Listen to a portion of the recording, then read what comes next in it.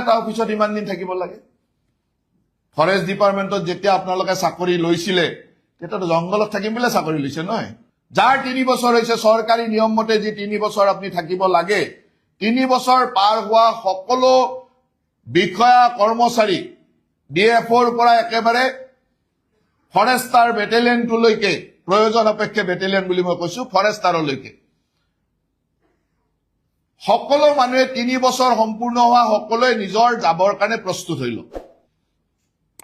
এককটা ডিভিজনত এককটা ৰেঞ্জত এককটা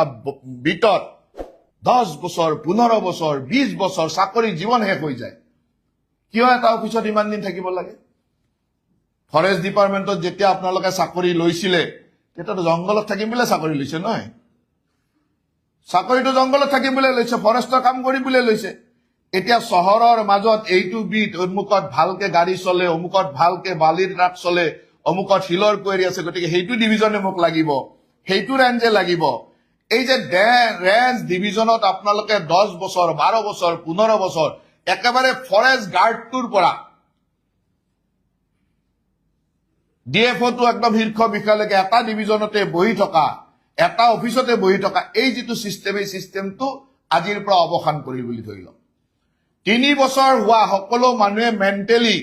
নিজৰ নিজৰ ডিভিজনৰ পৰা যাবৰ কাৰণে প্ৰস্তুত হৈ যাওক যাৰ 3 বছৰ হৈছে চৰকাৰী নিয়ম মতে যি 3 বছৰ আপুনি থাকিব লাগে 3 বছৰ পাৰ হোৱা সকলো বিষয়া কৰ্মচাৰী ডিএফঅৰ পৰা একেবাৰে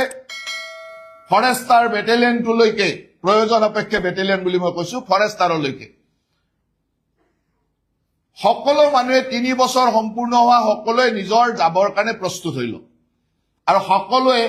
গোটেই জীৱনভৰ টেৰিটৰিয়েল ডিভিজনত থাকিব লাগে বুলিতো কোনো কথা নাই ওয়াইল্ড লাইফতো বহুত কাম আছে বেলেগতো কাম আছে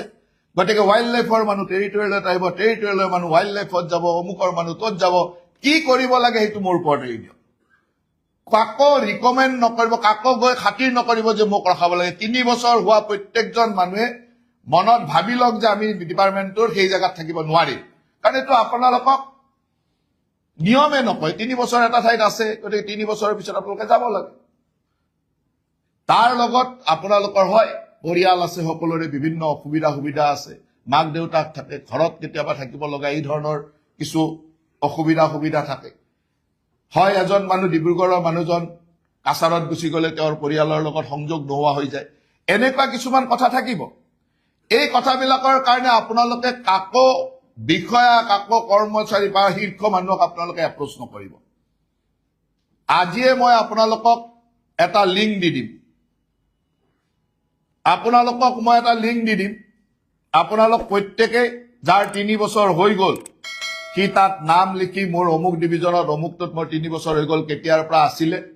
আৰু আপোনাৰ প্ৰিফাৰেবল চইচ দুটা বা তিনটা দি থব পাব বুলি কোনো কথা নাই সেই লিংকটো ডাইৰেক্ট আপোনাৰ পৰা মোৰ তালৈ আহিব ফৰেষ্ট গাৰ্ডটোলৈ দিব পাৰে আৰু যাৰ 3 বছৰ হৈছে নিজে দিব